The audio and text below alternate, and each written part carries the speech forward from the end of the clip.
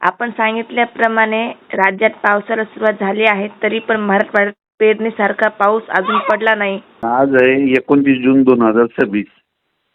हा. तर राज्यामध्ये आज देखील आणि काल देखील म्हणजे 28ला देखील बराच भाग कव्हर केला.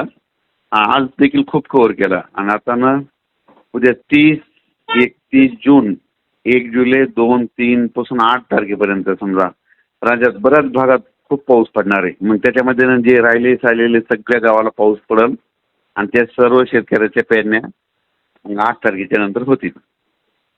विदर्भात पूर्ण विदर्भात कसा पाऊस पडेल मग सर? मग ह्याच्यामध्ये काय होईल ह्या 3 दिवसात तर समजा 30, 1, 2, 3च्या दरम्यान विदर्भात देखील ना वर्धा, नागपूर, भंडारा, गोंदिया, चंद्रपूर, यवतमाळ, वाशिम, हिंगोली, त्याच्यानंतर इकडे विदर्भामध्ये बुलढाणा, अकोला, अमरावती ह्या परिसरात ह्यांना 3 दिवसात तर पडणारच ते पाऊस. पण त्याच्यानंतर काय होईल 2 जुलै ते 8 जुलैच्या दरम्यान खूप जोराचा पाऊस पडणार आहे आणि त्यांच्या देखील पेरण्या मग होऊन जातील, तिथं ओल भरपूर होईल. पण त्याच्यानंतर काय होणार आहे विदर्भामध्ये ना एक ह्या म्हणजे उद्या 30 ते 8च्या दरम्यान, 30 जून ते 8 जुलैच्या दरम्यान अमरावती, अकोला, बुलढाणा, इकडे जळगाव, धुळे, नंदुरबार, नाशिक, संभाजीनगर, जालना, बीड, अहिल्यानगर, अकोले, त्याच्यानंतर मुंबई, इगतपुरी, नाशिक ह्या पट्ट्यामध्ये मात्र खूपच पाऊस पडणार आहे. बरं सर. म्हणजे 30 जून ते 8 जुलैच्या दरम्यान. मग त्याच्यामध्ये मुसळधार पाऊस पडेल, काही ठिकाणी अतिवृष्टी होईल, अतिमुसळधार देखील होईल. आणि त्यामध्ये काय होणार अतिवृष्टी कशी होईल तर मुंबईकडे अतिवृष्टी होईल. मुंबई, नाशिक, नंदुरबार, धुळे आतापर्यंत अद्यापही तिकडे पाऊस नाही.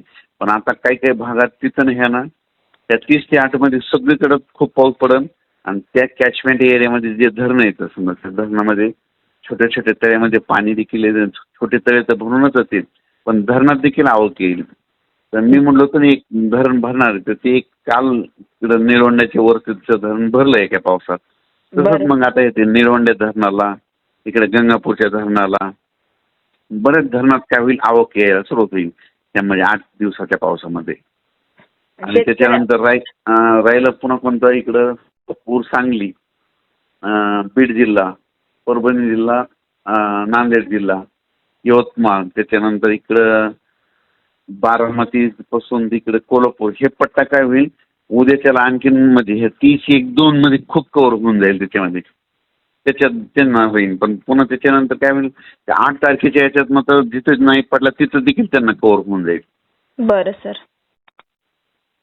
पण राज्यात मात्र ना काही भागामध्ये अतिवृष्टी होणार आहे ते जिल्हे सांगतो तुम्हाला. म्हणजे ह्या 8 दिवसामध्ये 30 जून ते 8 मध्ये जालना जिल्हा एक जास्त पाऊस राहील, बुलढाणा, अकोला, अमरावती, त्याच्यानंतर बीड जिल्हा, संभाजीनगर, धुळे जिल्हा, इकडं संगमनेरपर्यंत अकोले, बारामती, पुणे, त्याच्यानंतर इकडं मुंबई आणि नाशिक, नंदुरबार हे अशा पट्ट्यात जरा जास्त पाऊस पडणार, अतिवृष्टी होईल तिकडं. बरं सर. शेतकऱ्यांना पेरणीचा सल्ला आहे का मग? शेतकऱ्यांनी आता काय झालं खूप ठिकाणी जिथं पाऊस पडला तिथं ओल झाली तिथं सगळ्यांनी पेरल्या. मी देखील काय झालं माझ्या स्वतःचं शेत आहे जवळपास 20 एकर, 18 एकर पेरलं माझं जवळपास आणि लगेच पाऊस देखील आज आम्हाला पडला आणि आज देखील बराच भाग कव्हर केला पावसानं.